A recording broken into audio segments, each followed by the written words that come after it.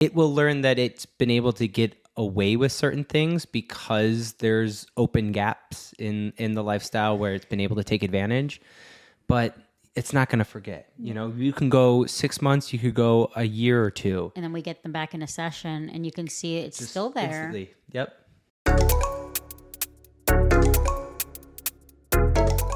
Hey, brothers and sisters. Hi. Welcome back to our podcast.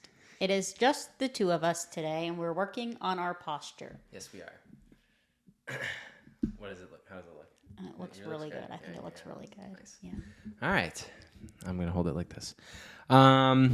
So I think today we're just going to go a little bit off of the normal of the teaching and kind of stuff like that, and talk more about kind of our own experiences a little bit, you know,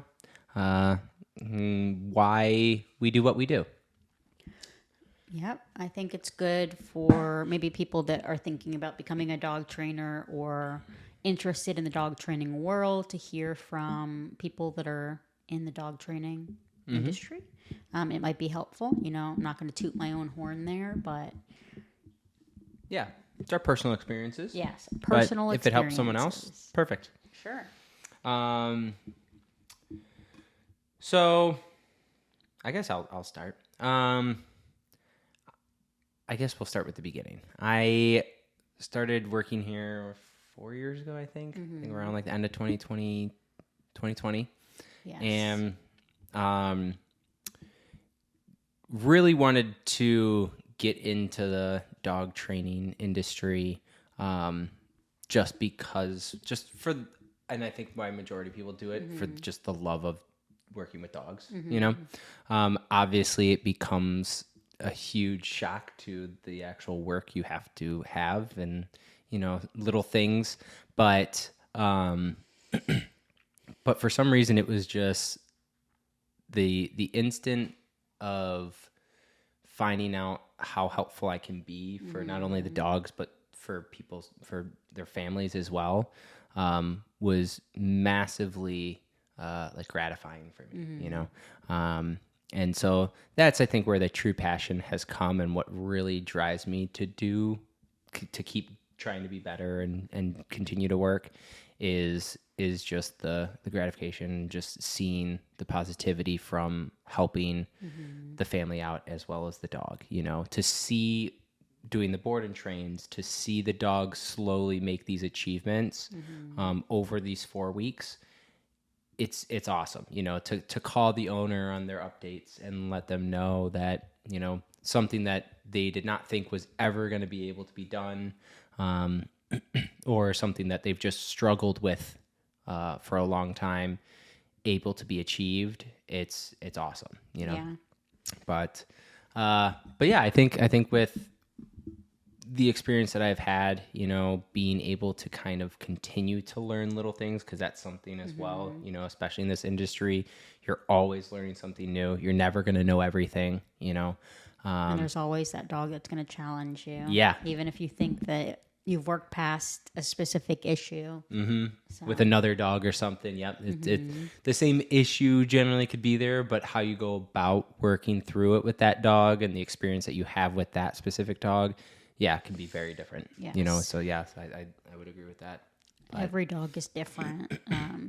I think what keeps it exciting, like dog training, is that there's always a new project. And then you can kind of delve into these projects and really start to see what does the human need and what does the dog need. Right. And then we can really bridge the gap from that and help them have a copacetic relationship, where sometimes people are coming in tears, or they're really upset or at their wit's end with their dog. And it's nice to be able to step in and help people feel more confident and happy with their relationship with their dogs. Absolutely. Yeah. Yeah. It is really nice to, like, you know, like you said, yeah, even if you have a very similar dog between families, the way the family dynamic can be very different. It's so yes, solving a puzzle, right. And like you have to know people, which if you're a dog trainer, you're looking into getting into dog training, it really isn't about training dogs. Yeah. Like that is one part of it. it's very easy. Like people can do that. There's challenges that come, but the real mission comes with training the humans with how to work with their dogs. Yeah. And encouraging them to be firm when they need to be and gentle in other areas so they can feel good about the training. It's not just like you eat our program and that's exactly how you have to do X, Y, and Z. It's like, how can I make this fit in and work in this specific person's life with their family? Because every family is different. Their lifestyles, their schedules with work, whether they have kids, whether they have other dogs, whether they're a very social person or very introverted, whatever, So you have to you have to get to know the owners so that you can kind of help them manage through their lifestyle, because that is definitely something that I have learned to be better with for sure. Is the communication and working with people, but that is a huge part of this job for sure. Is the relationship building that you have, because it goes even outside of for the board and trains, for like the send home and stuff. Like you don't really have that one-on-one connection until the dog has left the board and train, left the facility. Then that's when the training really comes into play. So building that relationship can be a little bit different than if you're doing one-on-ones with the person. They're coming in every week and you're slowly building together and seeing those processes together. But yeah, it's something that being able to do that has been incredibly satisfying for me as well. Yes. Like I've done both one-on-one lessons and board and train. And as a personal preference, I really like board and train. Not that I don't like lessons, but I just feel more comfortable and confident in board and train because I can present the final product. And at that point, I know your dog. I know their quirks. I know how to get them to listen. I've built a relationship with them. They love me. And then I can show you how to have that same relationship. Right. Rather than it's a little bit more challenging. And I think Michelle does a really good job of it. With the one-on-ones, it's building that relationship very slowly. And I think she excels at that because she's very patient and she's very good at teaching. So absolutely. Sometimes when it's like one-on-one, I'm like, oh my God, there's so much to go over. Yep. And again, it's like you don't have the time to build the relationship prior to when the dog's at the board and train and have those couple weeks to kind of like feel out the client and everything. You kind of just are thrown right into it that first lesson. So. Yes, and that's definitely a challenge in itself, is like working in front of the owner and explaining everything you're doing, because you really should be explaining the why behind what you're doing. And I found that to be a little bit challenging at times. Like, yes, we do that in the board and train all the time, but I feel at that point very confident about my relationship with the dog. Right. That I know exactly what is going to set this dog off, how to manage it. So that's just my personal preference, but yeah, because again, there's so many ways to solve a problem when it comes to certain issues with dogs, So I could imagine being in a one-on-one and you're trying to work through something. You have to kind of switch gears to go to something else, and yes, the explanation of that, of why we're still trying to solve one problem but using different methods is important to explain, because again, to us it kind of becomes second nature of like, okay, well, we're using the prongs or the slip or something, and so we need to switch it up, but they don't see that. They don't know that or understand that yet, so there is a lot more explaining for sure.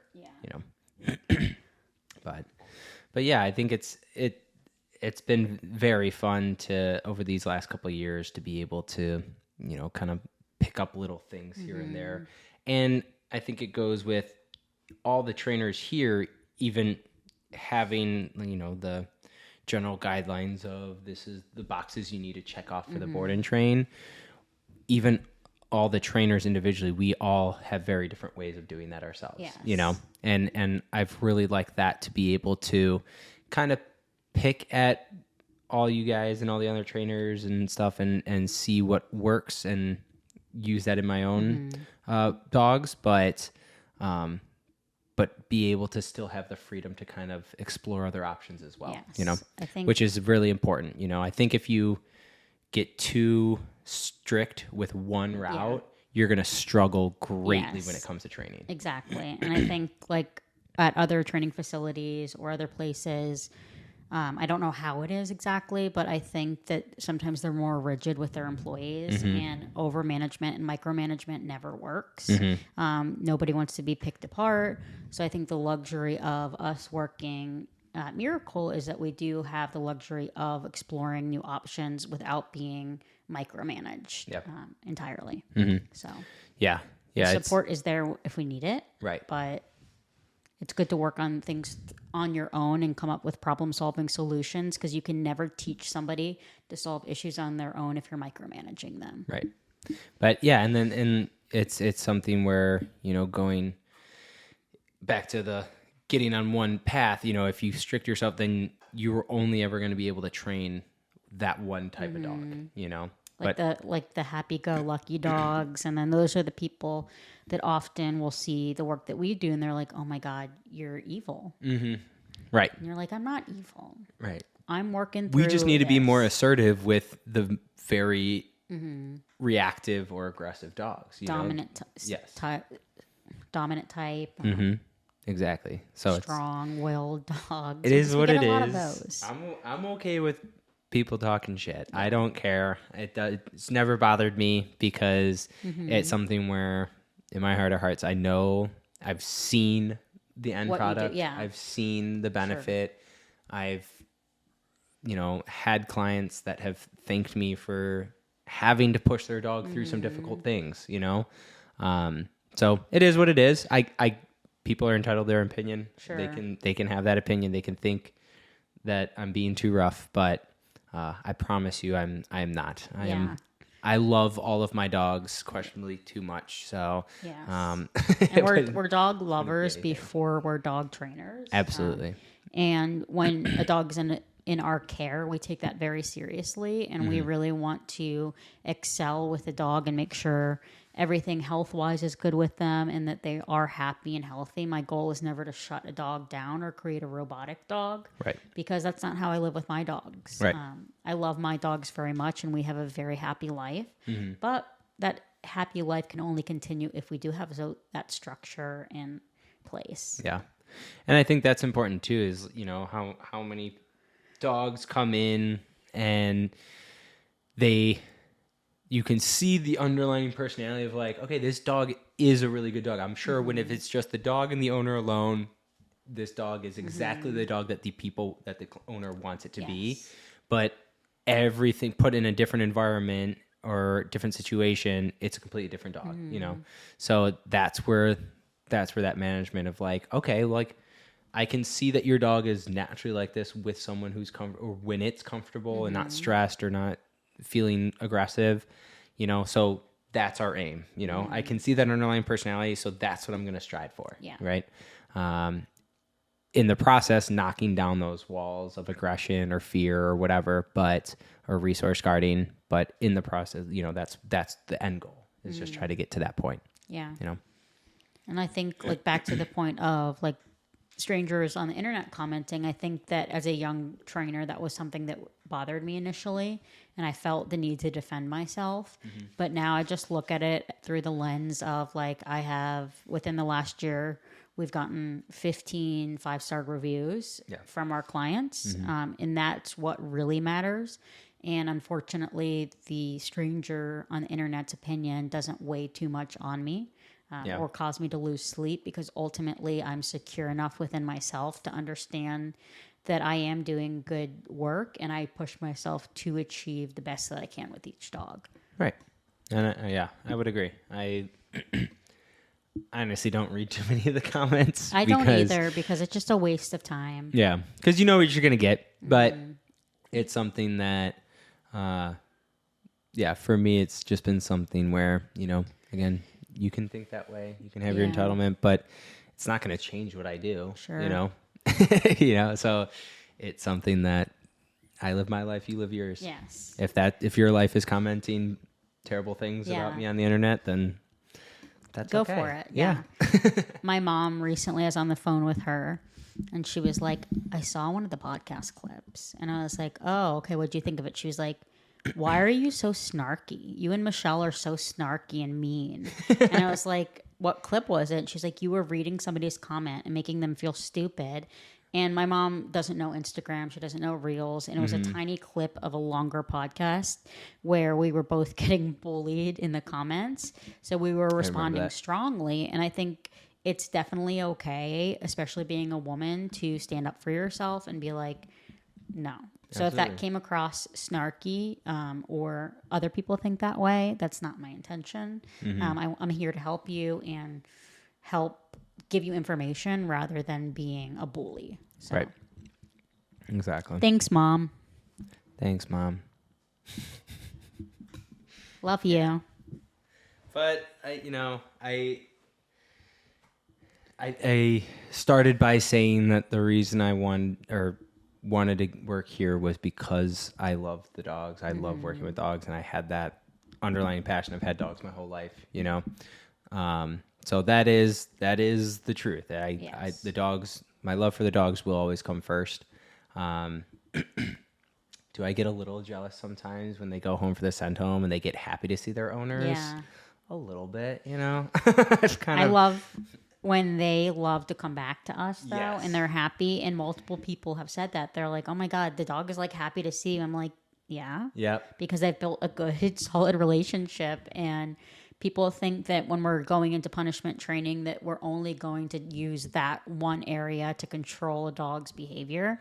But we naturally utilize all 4 quadrants of operant conditioning and like help build that confidence. And it's more important to me to build a relationship with the dog than the dog to absolutely be me to be a drill sergeant and the dog to listen to everything. Right. Yes, their training is very proficient, but I also am looking at building that relationship. And I know you're the same way. Yep. Yeah. Yeah. There should be, a certain level of respect, I think. Yes. I don't know if that's the right word, but it is, again, what you were saying earlier, it's not that we're trying to make them a robot. I'm not trying to program them into something that is completely unconceivable for them to be able to do.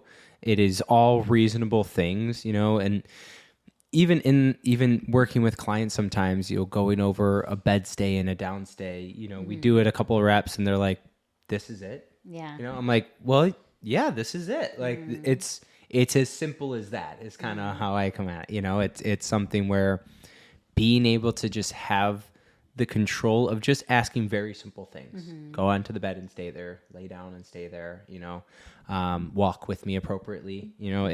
These aren't crazy things where I'm asking them to do backflips and jump through hoops and all that,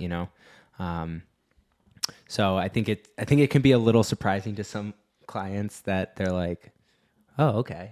This seems pretty simple, There's a lot of smaller details to it that I've learned through teaching is that, yes, it's the general idea of just getting on the bed or laying down, but there's so many smaller details to those things, that you need to teach yourself to be better about analyzing and realizing before it becomes a problem. Exactly. And then on the other lens of things, it's like working through the behavioral issues that the owners are struggling with. Yeah. So it's not solely based on obedience. Like I think obedience really sets a good foundation for a dog. So the owner can start to give obedience commands and control some of their dog's behavior through that. And start to practice their dog listening to them. So even if you're never going to use a bed stay or you don't find use for it, I think you should still practice it because eventually it's going to come in handy. It's always good to have in your back pocket. Yes. For sure. And if you can't have your dog listen to you in your own home, we can't assess that they're going to listen to you outside of the home. Right. So the other side of things is we get a lot of behavior modification. We get a lot of dogs that are extremely intense in reactivity, fighting, biting people, and we don't just get to cherry pick like the good dogs. Yeah, we get bad dogs sometimes. Yeah. And, yes. It's just a process. Some confused dogs. Yes, and I think their happiness and confidence actually like stacks. Like when the winds are stacked on, we see them really thrive rather than to continue to live in a misery of where they have to make all their own decisions and they're anxious and they don't depend on their owner. And that's, I mean, the 2 dogs that I just got in recently, one of them is super nervous, very anxious, you know, you could tell very walking on eggshells still, you know, but even today having her in the room and working on just leash pressure, trying to get her to move around after working 15, 20 minutes, you could see her just kind of like taking the weight off. You could like, it was just one of those, like, this is why I love it experiences, because we were just trying to get her on the bed. After a couple minutes of doing that, you could see the routine just click. Yeah. She's like, oh, okay, this is all he's asking me to do, right? He's not trying to touch me. He's not trying to be scary or yell at me or punish me or anything like that. Like, he just wants me to walk on the bed, you know? And so then once she did it, then we started like picking up the pace and she started getting more comfortable, and, you know, so that's awesome. But then it's kind of cool. And I think I really like working with the aggressive dogs. I like having that extra a good kind project. of project to work on. So this is kind of a cool experience for me too, because the one dog is super anxious, super fearful of everyone and her own shadow and all that stuff. And then her brother is as well, like more fear reactive, I would say, you know, where he is nervous, but he is more reactive to those nervousness things as opposed to the sister that would rather just run and hide in the corner. Yes, you know? So 2 different personalities. Yes. And you had to navigate things differently with the 2 of them. Right. But the underlying issue is like the same. It's still the anxiety and fear, but it's just how differently. the displays of how they are handling those emotions. So it's cool that, you know, I'll kind of be able to work with both dogs on that end of the spectrum and bring them back together, you know, in 4 weeks, you know. So that'll be something to look forward to. Yeah, I think you've done a phenomenal job with working only the past couple of days, because they were not easy dogs. And I do agree. I think you're really good with that type of like intensity. Yeah. And you do really well with creating a good relationship, where the first session, the dog's like, who the frick is this guy? Right. And then it's always dogs being scared of men with beards and hats. Yeah. You know? And blue eyes. So by the end of it, like, the dogs love you so much, and they're like so into their relationship with Seamus. When you come in the building, they're like, Seamus. And that's what I love too, is when they come back for the follow-ups and stuff, and clients will say, you know, even just pulling in the parking lot, the dog just started going nuts. Like, he or she knew right where we were and stuff. And I love that. And I tell the clients that too. I'm like, I love that, you know? But it is a great career. Working with the dogs, working with the clients. I've learned so much in just the 4 years about myself on like how to handle certain situations, you know. As good of a relationship and fun of a relationship as you want to build with the clients, sometimes relationships can be difficult, you know, even with the client-based relationship. So it's been very helpful for me, and I've been very fortunate to not have too many situations like this. Yes, but we have great clients. Yes. But it's been a learning thing. It's just like, because most of the time it's just miscommunication. You know, it's something where I either didn't explain enough, or they were just confused on the idea of it or whatever. So it's just a matter very of natural too.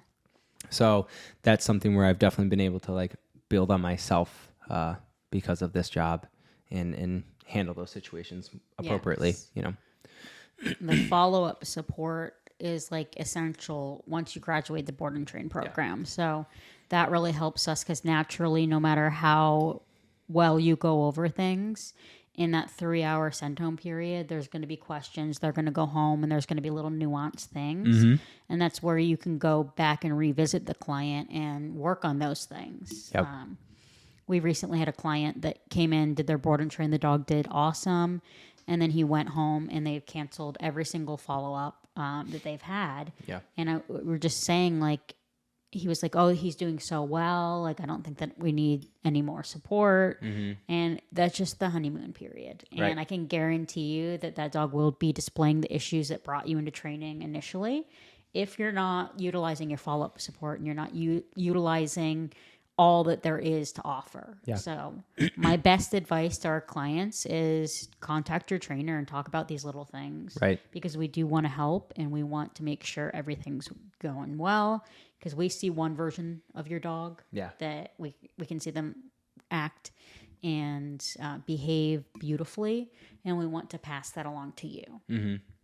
Yeah, and you're absolutely right. That honeymoon phase gets a lot of people, you know, but one thing I try to make clear is that, you know, the understanding, again, with the board and train is that your dog is leaving here 4 weeks more, with 4 weeks more of training than you do. Yes. You know, you have 3 hours when you leave and they have 4 weeks, right? So there is a period where you need to continue, you need to catch up to it. You need to know how they're going to push you back and how to kind of fix the problems that you see, because you're absolutely right.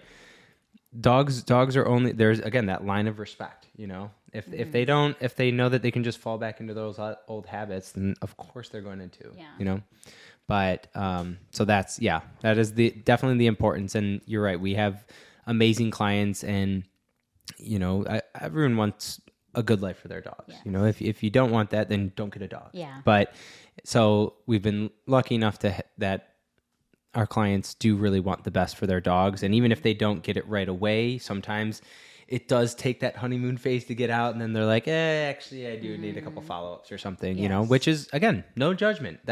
It's your call. That's your dog.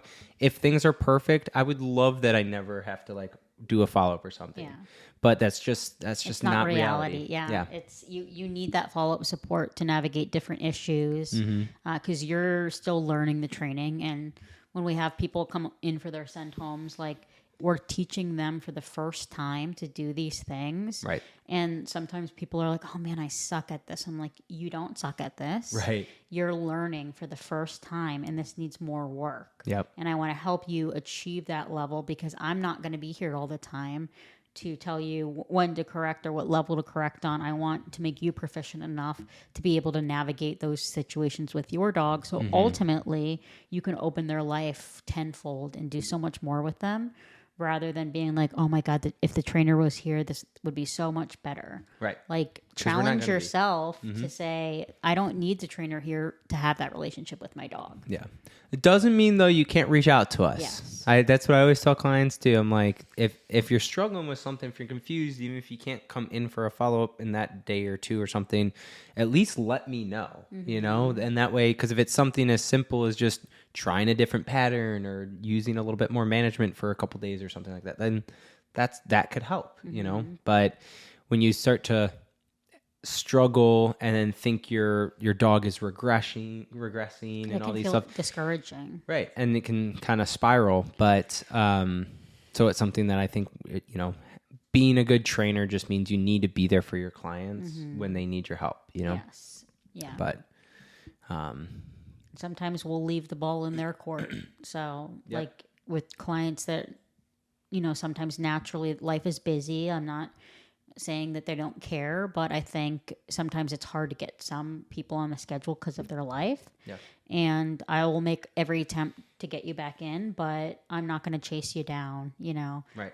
The ball's in your court at some point and you can contact me anytime and I'll help you when you ask for it. Yep. But we can't, you know, manage people that don't want to be taught. Right. You know? And then even with like the puppies, I think that's where I see the most hesitation of doing follow-ups because it's just a puppy, you know, and the puppy issues are relatively, you know, easy to pick on and learn how to manage and work through. But I think what a lot of people forget is that they're only puppies for a very short period of time. You need to raise the dog and not the puppy. Exactly. You know? Because, you know, they will learn to gain other habits and stuff if it is not managed appropriately from the beginning. And that's why I love people that train their puppies because again, a lot of people just see a puppy and they're like, oh, it's just the puppy issues. Yeah, it'll grow out. Yep. And it'll be fine. And then it grows into something worse. So I do definitely applaud people that get their dogs in as soon as possible. But it's something that it is important to, realize that even if you do that, your dog is still going to grow up and is still going to try to push in different ways. Just as every animal will do, as it gets older. Especially entering like that teenage phase. Yep. Like we had a puppy that came in that was a Roddy puppy, and she's like a rock star. Yeah. And just nailed her training. And then now she's almost at the 2-year mark, if I'm not mistaken. And they were suddenly having issues with her being aggressive to guests that were coming in. Very typical of a Roddy is Especially that they're at very, that age. very strong-willed. So sometimes we think that the dog we have as a puppy is going to be the dog we have as an adult, and there are a lot of hormonal changes. Even if they've been spayed or neutered, they still are having hormonal changes at that time, and it's really essential to learn how to navigate each step. So I absolutely love when my dogs are doing great, but I absolutely love when my owners contact me and say like, hey, this new behavior's come up, can you help me figure out a solution for it? Right. Yeah, I love it. Yeah, and that's, I never want a client to feel that even if they go 6 months or so and they feel bad that like they're scared to come back because their dog has regressed or something, and they're scared that they've kind of lost the touch or whatever. I never want them to be scared to reach out to me and be like, hey, can you still help? I'm haven't done anything for 6 months, but can you still help me now? Of course. Yeah, we're never going to judge you either. Never. Like, and honestly, if you're trying, right. But it's like life's busy too. Again, like people's work schedules and everything, it can be very difficult and stuff. And families are changing, and dog might have to live with a person for a little bit and another person for a little bit. Like I get that stuff happens, but it's something where it's like, this is also a very key thing for someone who's thinking about getting their dog trained is if it's done properly, the dog will never forget the training. Yes. Yeah. It will learn that it's been able to get away with certain things because there's open gaps in the lifestyle where it's been able to take advantage, but it's not going to forget. You can go 6 months, you could go a year or two. And then we get them back in a session and you can see it's just still there. Instantly.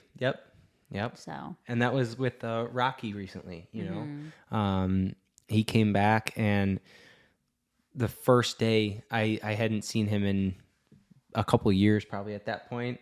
First day he came in, I put him right on the bed. He went right to the bed, and I was like, "Have you been working bed stays?" He's like, "No." yeah. I'm like, all right. So we're already on to something good. Yes. It's as simple. And Rocky was a pretty aggressive dog too. He had his own issues. So to see the dog just like, oh yeah, I remember, and I know it's not even that I remember, it's that I know you're going to hold me accountable to it. It's the accountability. And I think that's something that owners struggle with a lot when they first graduate from a program is learning how to hold their dogs accountable so we don't see a resurgence in the behavior that brought us to training. And that can be really difficult for people. And again, Absolutely. like that's where getting support can really help you understand everything better. Right. And you're not going to learn everything in 1 3-hour send home and be set for life. You need that follow-up support. Yeah. And you need help, even if it's like 2 years later in your case. Yeah. And it's something where, I get the clients that are nervous of using the e-collar and stuff because they don't want to hurt or shut down their dog and stuff. But again, it's something where you need to understand your dog has 4 weeks of practicing this. So you doing it now isn't going to like all of a sudden the dog's gonna be like, oh my gosh, mom's using it, so this is the end of the world, but it's important to like have those tools and keep it, have that accountability for them. Yes. But we saw, like I did a send home recently and it was in home. And I drove out to these people's home and the dog instantly on the street started acting up. And she was like, sweet, I'm home. I can do whatever I want to do. Yep. So we talked a lot. Owner education is so important. I told them they needed to jump in and start helping. And when they started enforcing the boundaries, just initially, the dog was like all mopey, and she was like, "Are you kidding me? Like, you're going to enforce these boundaries?" Because she had never been used to the owners enforcing boundaries, which is why the behavior spiraled out of control. And they couldn't use their pool. They couldn't have people over because the dog's resource guarding of anything that she perceived as hers was so intense. So we went over there. The second we got in the door, the dog was like, "Sweet, I don't have to behave anymore." And I was like, "Actually, you do." Right. So we worked a lot on that, and specifically with the pool. And the first time this has ever happened to me, the dog just jumps into the pool mid-training session, and we're all like, "Oh, like, can we recall her out?" Yeah. And the dog's like all wet, and then she just keeps jumping into the pool. And that was a massive thing that I would have never expected to happen if we had done it in the facility. There's no anticipating. Right. So in that case, when she's such a resource guarder, we wanted to work her in home, and especially around that pool. Yep. So. Yep. And I think that's also, the the kind of assistance or the almost dependence that a lot of clients have for us, where, they want us there to help us and everything like that. Again, it just comes to the accountability. It's like, you can do this. You just need to do it like I'm doing. Yeah. You just need to have that accountability, because if the dog's only going to listen when I come, if it's like an in-home or something like that, that's happened even with 2 other dogs that I trained a while ago. I've been going to their house doing in-homes, and the one dog is just very reactive in the house. Yeah. Just immediately, the second someone comes in that isn't mom and dad, sprints at them, tries to bite them. Did it to me, and I've known this dog, still boards with us all the time. But it was the second there was like structure, the second it was like, oh, I can't do that, It hadn't been a problem since. Yes. And the people, like, I think I know who you're talking about, where they're very sweet and they love their dogs very much. Yeah. But several times when they came to board, there was like a note on their e-collar that was like, "Don't go above a level 4." And the dog is just not perceiving that level at all. Right. So going into the house and helping educate the owners why this level 4, level 15 is not proficient with the behavior your dog is displaying is so important, because you have to explain it to people. Why am I going above those levels? Why it's necessary, and why it's important not to get stuck in a place where you're like, I can never do this or that. Right.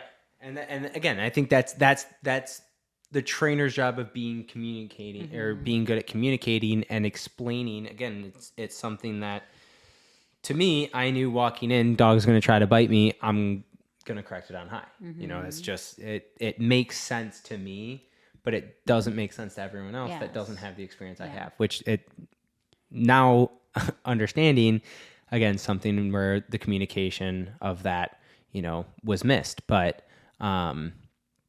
it's something that now that now that I've explained it to them, they've been able to have so much more success on their own already. Going back a couple more times and just seeing the dog progressing more and more each time too shows me that they're holding them accountable. Yes. And it's a clear proof that you are doing what you're supposed to be doing. Exactly. Yeah.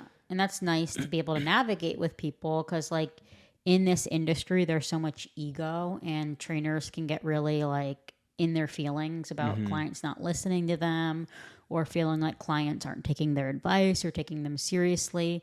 And if you go about it that way and you're like, oh, this is a personal attack, you're never going to be able to get over the hump of saying, what is actually the problem? And having that like therapy session with the client and be like, okay, we've gone over this several times and it's not getting any better. What's going on with you?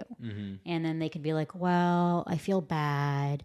Or, oh, like my life's so busy, I can't, ever navigate the situation. You can be like, well, here's a solution to how you can be more productive in your training. Yep. And even sometimes it's like, okay, so even if you're doing exactly what I told you to do, right? And then you're still having problems or something, but it's what I told you to do. So you're working through it and you're just trying or whatever. And then a couple weeks later you say, hey, I'm doing exactly what we did or whatever. Then it might just be something, again, as simple as just like, reaching out to the trainer and being like, hey, I'm doing everything you told me to do. I'm spending the time to do it. I'm doing exactly like you taught me. It's just not working.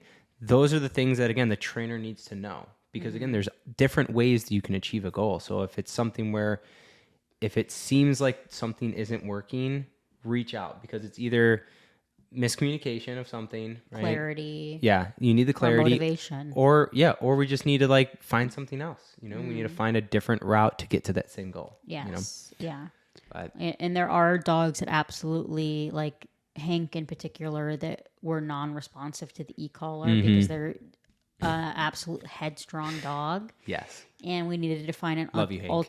an alternative method to help him listen. And that owner is like on top of it. Oh, yeah. She took that to heart. I've seen Hank many times at Edgewater. Yeah. And he looks 10 times better. She does not fuck around. No. And that's what I love. I love that because you need to know the dog you have. Yes. And if you have as headstrong of a dog that Hank was, yes, you need a certain kind of a person to do that, you know? Yeah. So like we're working with a rescue right now, Real Roddy Rescue. And I've just really admired the way that they have found potential adopters. And they're very realistic and they have a very good head on their shoulders with understanding the dogs that they have and how adoptable they're going to be and finding that right fit.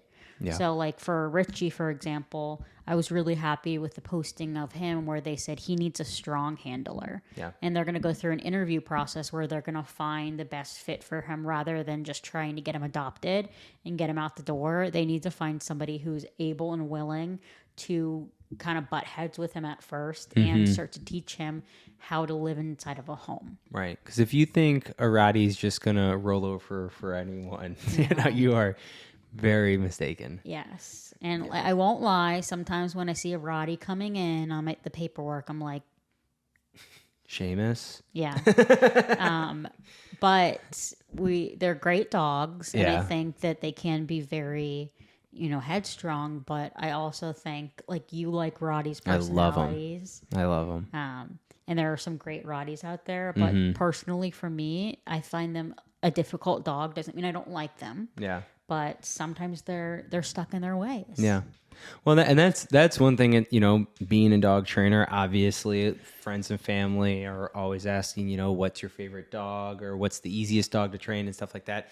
Personally, I always say, I have a biased opinion because we typically get difficult dogs of every breed. Yes. We've had golden retrievers that are like aggressive. The picture perfect family dog, but we've gotten some that even a puppy that was like wanted to rip everyone's head off. Yes. If you went near her or something, she would light you up. But so it's every single breed I've seen the worst. So I have a obviously biased opinion on certain breeds, but Roddies are pretty consistent. Yes, yeah, they Roddies, are. You will be lucky if you get like a perfect Roddy. Yes, and even that, it takes a strong handler to be able to navigate life with like that kind of a headstrong, confident, dominant dog. And they really are like the Roddies that I've worked with have all had this very similar issues. It's all stemming from a place of just them wanting to be very dominant. Yep. So again, just the communication. It's that power breed. It's that power breed. Yeah, exactly. But I think kind of covered everything. But hopefully this helps someone out, gain some experience. But yeah. You have anything else? I don't. All right. Have a great day. Join us next time. Talk to you later.